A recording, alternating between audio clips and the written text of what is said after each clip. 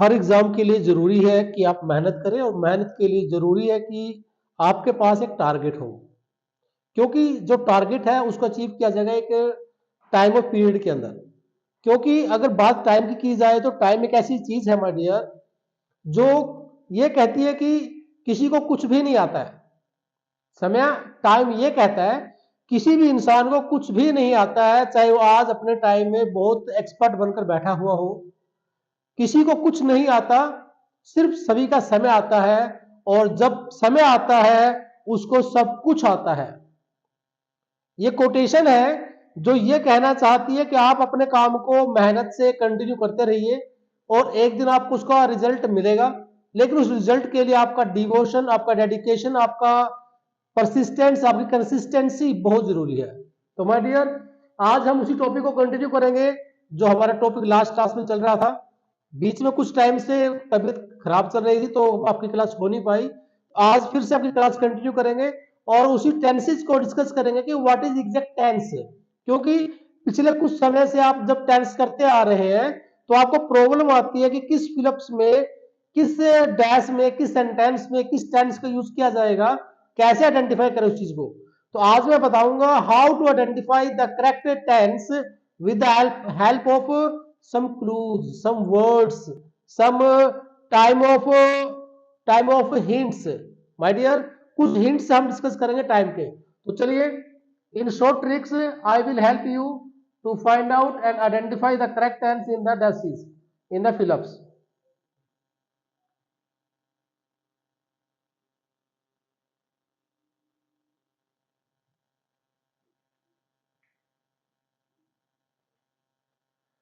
लगे रहो, मेहनत करते रहो, कंटिन्यूटी आपको हेल्प करेगी, जिसमें आपको मिलेगा कॉन्फिडेंस। कॉन्फिडेंस आपको कहेगा कि ये आप कर सकते हो और कोई नहीं कर सकता।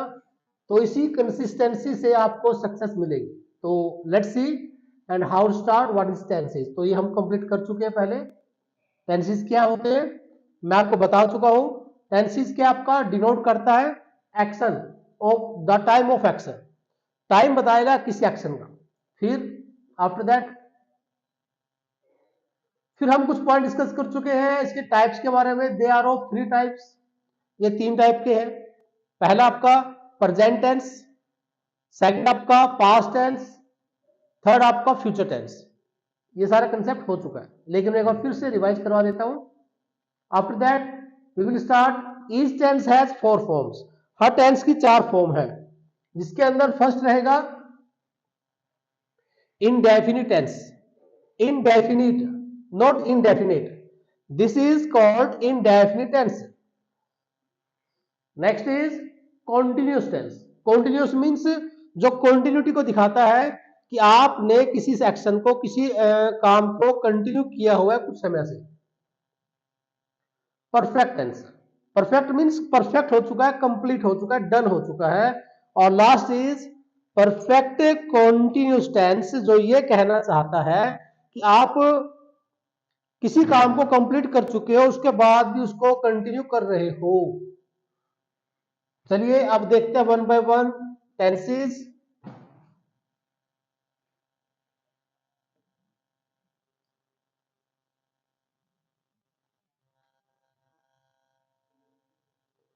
तो फर्स्ट हमने डिस्कस किया प्रेजेंट टेंस, यानी कि प्रेजेंट का मतलब है प्रेजेंट इंडेफिनिट टेंस, या कहा जाए सिंपल प्रेजेंट टेंस।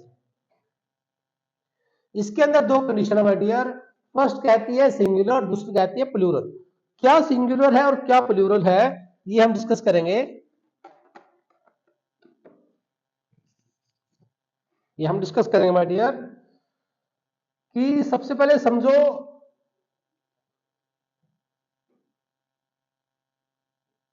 सिंगुलर कहता है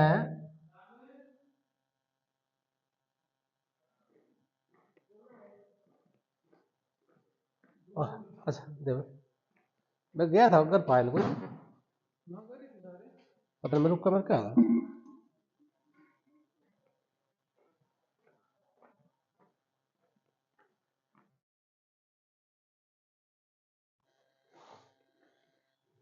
ये कहते हैं सिंगुलर, सिंगुलर केस। तो सिंगुलर केस का मीनिंग ये हुआ कि अगर हमारे पास सब्जेक्ट सिंगुलर है, अगर सब्जेक्ट सिंगुलर है तो इसके अंदर आपको वर्ब यूज करनी होगी सिंगुलर, यानी कि सिंगुलर वर्ब का मतलब हुआ उसमें आपको यूज करना होगा एस और ईएस। किसके साथ? वर्ब के साथ, वर्ब की फर्स्ट फॉर्म के साथ एस और ES. Like this, the child singular subject है, प्लेज सिंगुलर वर्ब है क्योंकि इस वर्ब में एस या फिर ईएस का यूज किया जा सकता है। As you can see, the child plays a guitar. Clear हो रहा है कि क्या कहना चाह रहा हूं मैं यहां पर, कि जो बच्चा है वो एक है, सिंगुलर है, तो मेन वर्ब में यूज होगा एस। तो आप कहेंगे the child plays a guitar. लेकिन अगर मैं इसका बात करूं कि इसको अगर मैं प्लूरल बनाता हूं तो उस केस में एक कंडीशन आएगी जिसके अंदर आप फर्स्ट फॉर्म यूज करेंगे, लेकिन मैं उसको बाद में बताऊंगा, पहले इस पॉइंट को क्लियर कर लीजिए कि सिंगुलर क्या है। सपोज मैंने यहां लिखा आ टीचर, टीचर का एक काम है पढ़ाना, तो वो टीच करता है। तो यहां पर मैं बात कर रहा हूं सिंगुलर सब्जेक्ट की, तो सिंगुलर सब्जेक्ट कहना चाहता है कि अगर आप मुझे प्रेजेंट इंडेफिनिट में या मेरा रूटीन दिखाना चाहते हो तो आपको ऐड करना होगा एस या ES at the end of the verb. तो आपको कहना होगा sir our teacher teaches English, एक टीचर हमें इंग्लिश सिखाता है टू अस।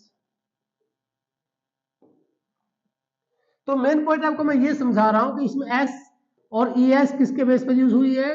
सिंगुलर सब्जेक्ट के बेस पर। तो ये सिंगुलर सब्जेक्ट है और सिंगुलर वर्ब है। लेकिन कहीं ना कहीं हमारे दिमाग में एक बात बैठी हुई है कि एस और ईएस के साथ तो प्लूरल बनता है। अगर ये पेन है तो ये पेन सिंगुलर है और पेन्स बोला जाए तो ये प्लूरल है। बिल्कुल सही है, नो डाउट। लेकिन एक पॉइंट और क्लियर कर लीजिए साथ साथ कि अगर वर्ब के साथ एस और ईएस यूज करोगे, वर्ब के साथ एस और ईएस यूज करोगे तो इसका मतलब होगा कि ये वर्ब सिंगुलर होगी। लेकिन अगर आप नाउन में बुक्स बनाओगे, पेन से पेन्स बनाओगे, चेयर से चेयर्स बनाओगे, उसमें अगर आप एस का यूज करते हो तो वो प्लूरल हो सकता है, उसमें 100% श्योरिटी नहीं है। लेकिन अगर वर्ब के एंड में एस और एस यूज करते हो तो समझो ये वर्ब 101% सिंगुलर ही कंसीडर की जाएगी। Let's see some more examples. मैंने लिखा a dog barks at me, यानी कुत्ता भौंकता है। तो बॉक्स मतलब एस। ये एस क्यों आया? क्योंकि जो कुत्ता है वो सिंगुलर है। क्योंकि यहां पर जो रूटीन हो रही है डिस्कस, वो रूटीन डिस्कस की जा रही है एक जानवर की, एक सब्जेक्ट की, एक पर्सन की। तो जब भी आप सिंगुलर पर्सन की बात करेंगे तो आपको लिखना होगा एस और ES at the end of the verb. तो ये पॉइंट कहना चाहता था, ये मैंने आपको एक्सप्लेन कर दिया। नेक्स्ट हम डिस्कस करते हैं प्लूरल केस को। अब ये आ चुका प्लूरल केस। ये कह रहा है सब्जेक्ट प्लस वर्ब की first form plus object use होगा। लाइक अगर इसका मैं प्लूरल बनाता हूं तो द चिल्ड्रन बनेगा और प्लेज नहीं आएगा, प्ले आएगा, गिटार का गिटार आएगा, आ यूज कर सकते हो, आ गिटार। तो यहां प्ले आया, प्लेज नहीं आया। क्यों नहीं आया भाई? क्योंकि ये कहना चाहता है जो चिल्ड्रन वर्ड है प्लूरल है, अब सब्जेक्ट प्लूरल हो चुका है तो वर्ब भी प्लूरल ही आएगी। Let's see.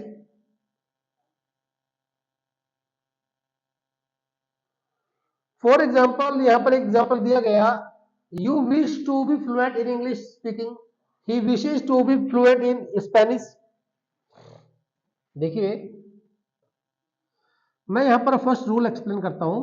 फर्स्ट रूल यहां पर है जो ये कहना चाहता है, अगर आपके पास सब्जेक्ट में आई, यू, वी, दे या फिर प्लूरल सब्जेक्ट है, प्लूरल नाउन है, प्लूरल नाउन है,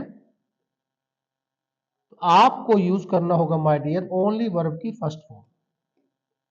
लेकिन रूल 2 कहता है अगर आपके पास सब्जेक्ट में ही है, शी है या इट गिवन है, इसका मतलब हुआ कि सिंगुलर नाउन है, सिंगुलर नाउन है।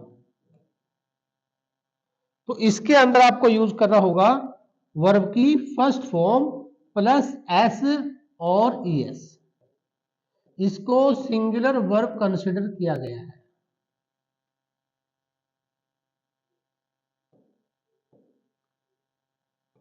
हाँ जी, एम आई राइट हियर? ये क्लियर हो गया। अब इसके अकॉर्डिंग देखिए, यहां पर सब्जेक्ट में यूज किया यू, तो यू के साथ मुझे यूज करनी पड़ेगी वर्ब की फर्स्ट फॉर्म। तो यहां पर देखो विश दिया गया है।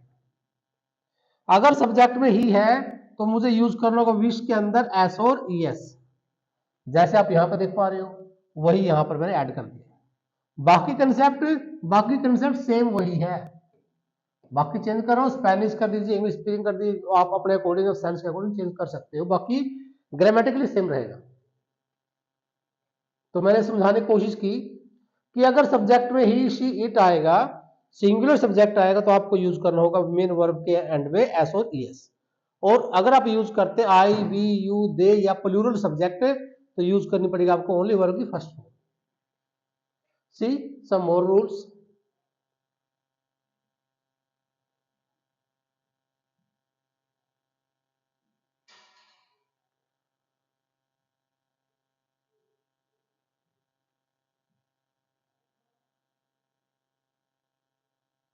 अब यहां पर देखिए रूल नंबर 1 कहता है जब भी दो actions of the future, future के दो एक्शन होते हैं, और जब फ्यूचर के दो एक्शन के बारे में बात की जा रही है,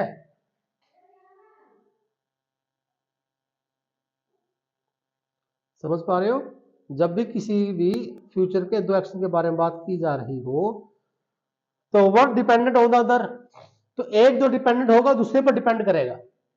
the former action is represented by present simple tense, लेकिन जो पहला एक्शन होगा उसको रिप्रेजेंट किया जाएगा, उसको राइट किया जाएगा, उसको पोर्ट्रेट किया जाएगा, उसको डिस्प्ले किया जाएगा, उसको राइट किया जाएगा सिंपल प्रेजेंट टेंस के अंदर, and the latter by future simple. और जो दूसरा एक्शन होगा उसको राइट किया जाएगा, उसको रिप्रेजेंट किया जाएगा, उसको पोर्ट्रेट डिस्प्ले कन्वे किया जाएगा, राइट किया जाएगा my dear simple future tense, यानी कि future indefinite tense. Is that clear? No doubts? चलिए see it in the examples. यहां पर एक सेंटेंस है we shall go when the child comes back home. तो इसमें पहले आप जज करें, गैस करें कि इस एक्शन के अंदर दो एक्शन है, एक सेंटेंस के अंदर दो एक्शन दिए गए हैं, कौन सा एक्शन पहले हुआ, कौन सा एक्शन बाद में हुआ। अगर आप ये डिसाइड कर लेते हो कि सर ये पहला एक्शन है, तो समझो उस एक्शन में आपको लिखना पड़ेगा present tense, simple present tense. अगर वो दूसरा एक्शन है तो समझना उसमें यूज किया जाएगा सिंपल फ्यूचर या फिर future indefinite tense. No doubt. हम जाएंगे जब बच्चा घर वापस आ जाएगा, तो सोचिए पहला एक्शन कौन सा हुआ। क्या पहला एक्शन मतलब वो एक्शन है जो इसमें पहले लिखा हुआ है? क्या पहला एक्शन वो है जो इसमें लिखा हुआ है? नहीं, ये पहला एक्शन हो सकता है, जरूरी नहीं है, हो सकता है ये पहला एक्शन हो। ये डिसाइड करना पड़ेगा आपको अकॉर्डिंग टू सेंस कि कहना क्या चाहता है। क्या कहना चाहता है? हम जाएंगे जब बच्चा घर वापस आएगा। उसने कहा हम जाएंगे तो जरूर, लेकिन जब बच्चा घर आएगा, तो पहला एक्शन कौन सा हुआ, पहला काम कौन सा हुआ कि जब बच्चा घर आएगा, ये पहला काम है। तो पहले काम के अंदर फॉर्मर एक्शन के अंदर हम राइट करेंगे सिंपल फ्यूचर टेंस। तो वो क्या होगा, the child comes back home. तो आप देख पा रहे हो यहां पर एस और एस का यूज हुआ क्योंकि सब्जेक्ट में चाइल्ड है, क्योंकि सब्जेक्ट सिंगुलर है, तो यहां पर present tense simple present tense use किया गया है। दूसरा वी शैल गो, ये सिंपल फ्यूचर टेंस है क्योंकि ये एक्शन बाद में हुआ। इसने कहा कि हम जाएंगे, लेकिन जब जाएंगे जब बच्चा वापस आएगा, तो पहला एक्शन तो बच्चे वाला है, तो ये दूसरा एक्शन है, लेकिन लिखा गया है, दिखाया गया है पहले एक्शन पर, पहले प्लेस पर। तो ये कभी धोखा मत खाना कि पहले प्लेस में जो लिखा हुआ वो पहला एक्शन होगा। एक्शन डिपेंड करेगा सेंस पर। सी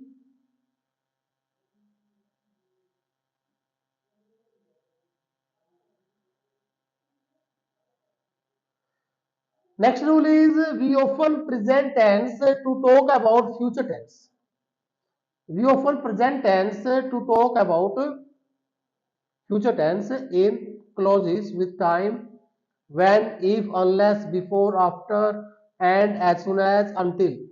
ये कहना चाहता है कि जब भी ये वर्ड्स यूज किए जाए, until, as soon as, before, after, as soon as, है ना, तो ये वर्ड्स ये दिखाना चाहते हैं कि इनके साथ कभी भी जब भी यूज होगा इन वर्ड्स का, इसके इन सब के साथ हमेशा प्रेजेंट टेंस यूज किया जाएगा।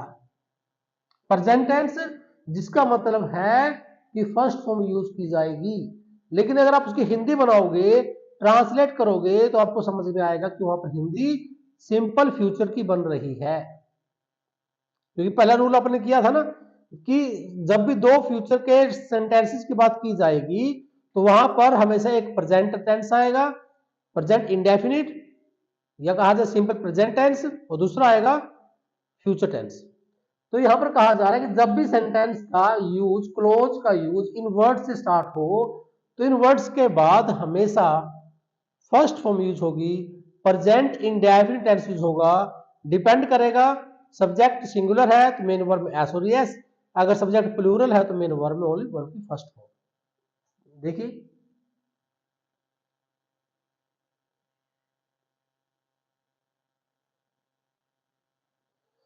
For example, Babli will tidy up the room. Babli कमरे को साफ करेगी। टाइडी अप का मतलब है साफ करना। कब करेगी? Until Bunty comes home from the outside, जब बंटी बाहर से घर वापस आएगा। पहला एक्शन कौन सा हुआ? उसने कहा जब बंटी आएगा, ये पहला एक्शन है। तो यहां पर आप देख पा रहे हो, यहां पर यूज हुआ फर्स्ट फॉर्म, यानी कि यहां पर यूज किया गया प्रेजेंट इंडेफिनिट टेंस, जिसमें आप देख पा रहे हो एस और एस। ये एस क्यों आया? क्योंकि सब्जेक्ट आपका यहां पर सिंगुलर है। और नंबर 2, ये फर्स्ट एक्शन है, ये फर्स्ट है, और ये सेकंड है, क्योंकि उसने कहा कि बंटी जो बबली है वो कमरे की सफाई तो करेगी, लेकिन जब कोई पर्सन वापस आएगा तो बबली दूसरा एक्शन कर रही है। दूसरा एक्शन यानी कि जिसमें आप यूज करोगे future tense, simple future tense.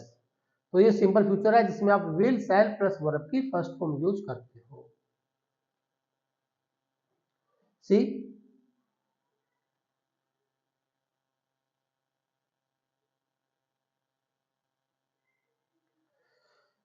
as soon as Sanjeev pushes this button, the door will open.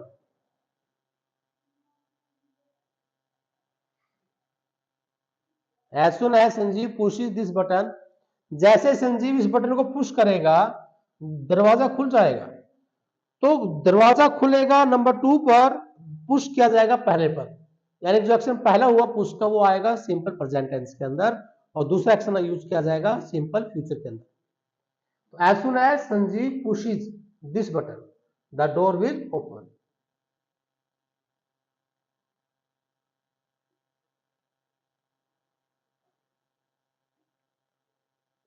चलिए let's see some more examples.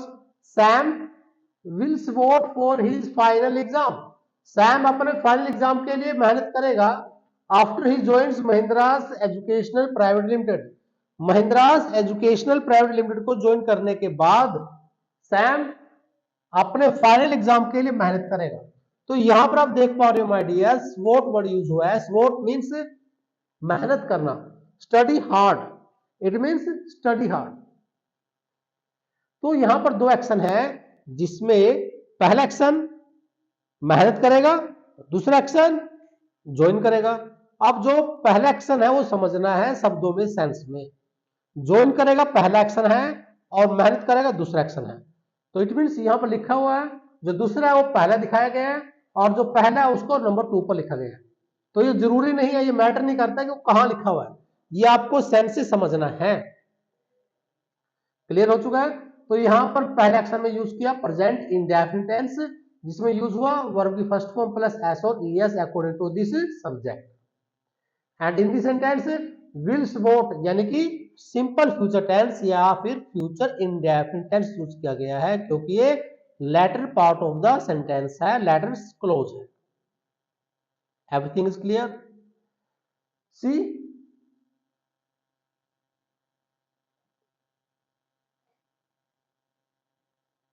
Ankul will pick the bag up, uncle bag को उठाएगा before Ranjan and Joshi trip over it. तो trip over it का मतलब होता है ठोकर खाकर गिरना, कि जोशी और राजन ठोकर खाकर गिरे उससे पहले अंकुल बैग को उठाएगा।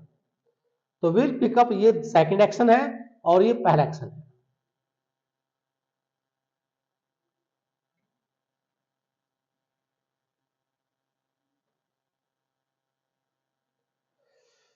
As soon as the students prop the bicycles against the wall instead in parking, यानी पार्किंग में खड़ी करने की बजाय जो ही स्टूडेंट्स दीवार के साथ साइकिल को लगाकर खड़ा करते हैं तो पियन उनको ऐसा करने से रोकेगा। तो पहला एक्शन यानी कि स्टूडेंट्स को रोकेगा कौन? पियन रोकेगा, लेकिन तब रोकेगा जब वो ऐसा कोई काम करेंगे। तो यानी रोकने का काम हुआ नंबर 2 पर, और नंबर 2 में आप राइट करते हो सिंपल फ्यूचर टेंस। और पहला एक्शन कौन सा हुआ? प्रोप करना। प्रोप अगेंस्ट का मतलब होता है किसी चीज को ऐसे लगा कर खड़े कर देना। बोलते स्टाक स्टक कर, लग कर खड़े हो जाना, लगा कर खड़े कर देना। तो प्रोप अगेंस्ट का मतलब होता है किसी के नजदीक लगाकर खड़ा कर देना। तो यहां पर यूज किया आपने फर्स्ट फॉर्म, क्योंकि सब्जेक्ट यहां पर प्लूरल है। तो यहां पर टेंस यूज हुआ प्रेजेंट इंडेफिनिट, और सब्जेक्ट प्लूरल है तो मेन वर्ब में आपने एस और एस का यूज नहीं किया, क्योंकि सब्जेक्ट अगर प्लूरल होगा तो मेन वर्ब हमेशा फर्स्ट फॉर्म आएगी विदाउट एस और ईएस आएगी।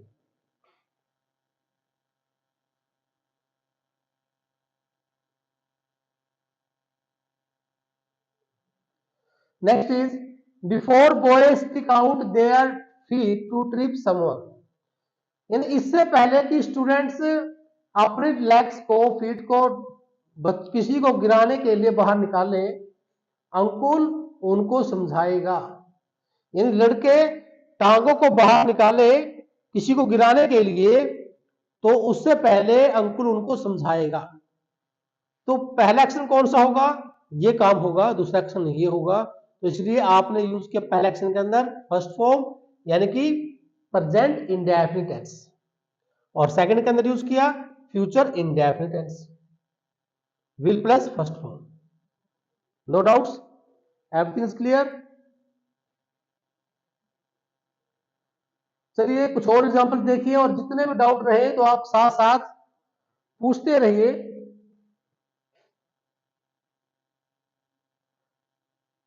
Next is here present tense shows facts, regular action and daily routine. बिल्कुल सही है। जो प्रेजेंट टेंस होता है, जो प्रेजेंट इंडेफिनिट टेंस होता है, वो हमेशा दिखाएगा रेगुलर एक्शन, डेली रूटीन दिखाएगा, फैक्ट्स के बारे में दिखाएगा, परमानेंट सिचुएशन के बारे में दिखाएगा। For example books mould our character and shape our destiny. जो किताबें हैं वो हमारे करैक्टर को मोल्ड करती हैं, बदलती हैं, और हमारे भाग्य को एक आकार देती है। तो ये फैक्ट है, ये आपका एक रूटीन है। ये आज भी सच है, कल भी सच था, और कल भी सच रहेगा। तो इसलिए ऐसे एक्शन के अंदर हम यूज करेंगे प्रेजेंट इंडेफिनिट टेंस, और उस प्रेजेंट इंडेफिनिट में आप यूज करने वाले हो वर्ब की फर्स्ट फॉर्म, या फिर वर्ब की फर्स्ट फॉर्म प्लस एस और ईएस। तो आप जैसा देख पा रहे हैं यहाँ पर मोल्ड, मोल्ड वर्ब की फर्स्ट फॉर्म है, क्योंकि सब्जेक्ट आपका प्लूरल है। सब्जेक्ट प्लूरल आएगा तो वर्ब की फर्स्ट फॉर्म आएगी, अगर सब्जेक्ट सिंगुलर आएगा तो मेन वर्ब के अंदर एस और ईएस आएगी। दूसरा, अब एंड के बाद भी सेम वही केस है, शेप लिखा हुआ है, शेप ये भी फर्स्ट फॉर्म है और ये भी फर्स्ट फॉर्म है। Clear? See, punctuality, punctuality does not allow, allow नहीं करती, किसको नहीं अलाउ करती? The prevalence of mood and temperament. आप ये नहीं कह सकते कि आज मेरा मूड नहीं है, आज मेरा पढ़ाने का मूड नहीं है, आज मेरा पढ़ने का मूड नहीं है, आज मेरा कहीं जाने का मन नहीं करता। आप ये नहीं कह सकते, क्योंकि पंक्चुअलिटी का मतलब है आपका मूड हो, आपका मूड ना हो, आपकी जाने की इच्छा हो या जाने की इच्छा ना हो, आपको बुखार है, आपको खांसी है, आपको आपकी तबीयत खराब है, कोई मैटर नहीं करता। पंक्चुअलिटी कहते हैं कि आपको टाइम पर पहुंचना ही पहुंचना है। तो पंक्चुअलिटी डज नॉट अलाउ, यानी कि ये फैक्ट की बात कर रही है, और फैक्ट के अंदर आप यूज करेंगे प्रेजेंट इंडेफिनिट टेंस। चाहे वो रूटीन आपका हो, किसी बंदे का रूटीन हो, या किसी का फैक्ट हो, हमेशा राइट करना है उसके अंदर प्रेजेंट इंडेफिनिट। प्रिवेलेंस का मतलब होता है होना, मूड का होना, टेम्परामेंट मतलब भी नेचर होना आपका mood. Next is if you keep wasting your time the time will waste you. ये भी फैक्ट है, अगर आप अपना समय बर्बाद करते रहोगे तो एक दिन समय आपको बर्बाद कर देगा। ये कहना चाहता है फैक्ट, ये कहना चाहता है if you keep wasting your time one day the time will. आपने यूज किया इफ के साथ हमेशा यूज होगा फर्स्ट फॉर्म यानी कि present indefinite. In the next sentence you will use simple future tense will self plus verb की first form. Clarity है? No doubts? चलिए कुछ और points. Time does not wait for anyone, it goes marching ahead. समय किसी का इंतजार नहीं करता, ये चलता रहता है, चलता ही रहता है। जब आपके बाबा जी थे वो तब भी चला, जब आपके बाबा जी थे आप थोड़े छोटे थे, आपके पापा आपसे थोड़े बड़े थे, तो टाइम चलता रहा, आप बड़े हो गए, आपके पापा और बड़े हो गए, और बाबा आपके और बड़े होकर गुजर गए। अब आपके पापा की टर्न है, फिर उसके बाद आपकी टर्न है। इट मीन समय सबके ऊपर चल रहा है। समय सब कुछ देख रहा है, सब कुछ सुन रहा है, सब कुछ महसूस कर रहा है, और वो अपने आप चल रहा है। उसको किसी बुखार का, खांसी का होने का कोई बहाना नहीं चाहिए, वो रुकता नहीं है। तो ये कहना चाहता है fact. Time does not wait for anyone, समय किसी का इंतजार नहीं करता, इट गोज मार्चिंग अहेड, ये चलता ही रहता है। तो यहां पर क्या यूज किया आपने? Present indefinite tense. Goes present indefinite, does not negative sentence of present indefinite. तो ऐसे कोई भी सेंटेंस है जिसके अंदर आप यूज कर रहे हो रूटीन फैक्ट की बात करोगे तो आपको हमेशा यूज करना पड़ेगा present indefinite. For this example, the one who does not keep pace with time, एक ऐसा आदमी जो समय के साथ नहीं चलता, लेज बिहाइंड, पीछे रह जाता है। The one who does not pace with time, lags behind, वो पीछे रह जाता है। Next is if we lose the morning hours, अगर सुबह के समय को लूज कर दोगे of life we shall have to repent afterwards. अगर हम सुबह का जो समय होता है उसको लूज कर देंगे, उसको गवा देंगे, तो समझना कि हमें बाद में रिपेंट करना पड़ेगा, पछतावा करना पड़ेगा।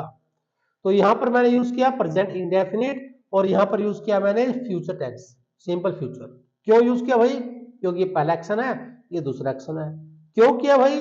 क्योंकि मैंने बताया if, when, as soon as, before, after, until, इन वर्ड्स के साथ कभी भी फ्यूचर टेंस राइट नहीं होगा, हमेशा प्रेजेंट इंडेफिनिट टेंस यूज करना है।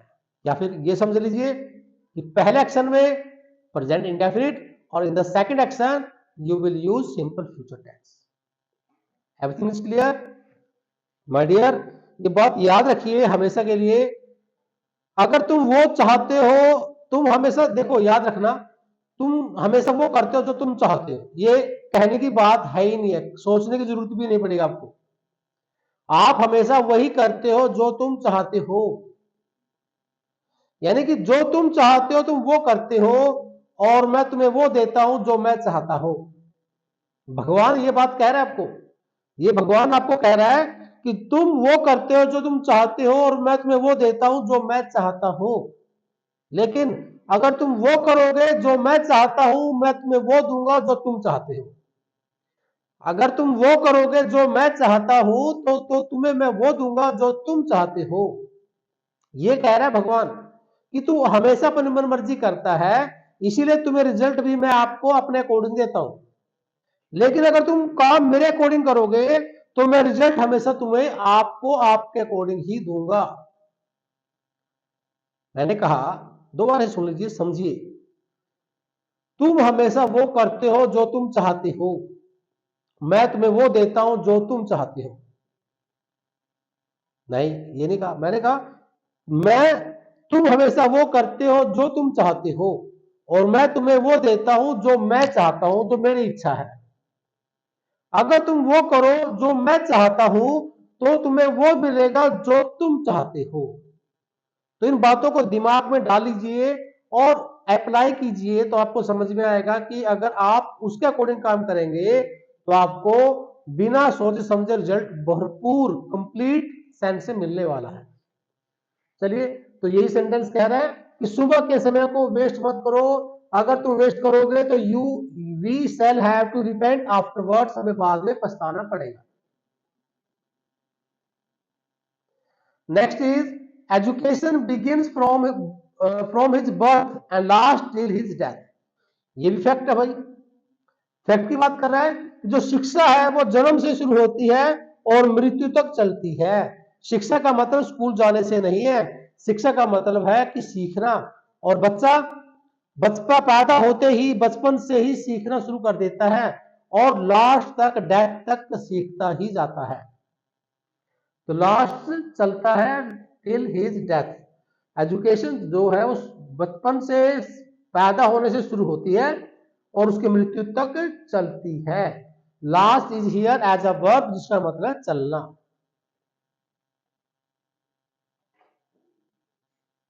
तो फैक्ट के अंदर हमेशा यूज करना आपको प्रेजेंट इंडेफिनिट टेंस। तो ये हमारा कंप्लीट हो चुका है। In the next sentence, next class we will discuss use of past tenses. तो तब तक कंटिन्यू देखिए, प्रैक्टिस कीजिए, कोई डाउट आए तो पूछिए। तो नेक्स्ट क्लास में हम डिस्कस करने वाले पास्ट इंडेफिनिट टेंस। तब तक बने रहिए। Keep watching and don't forget to share and subscribe the video.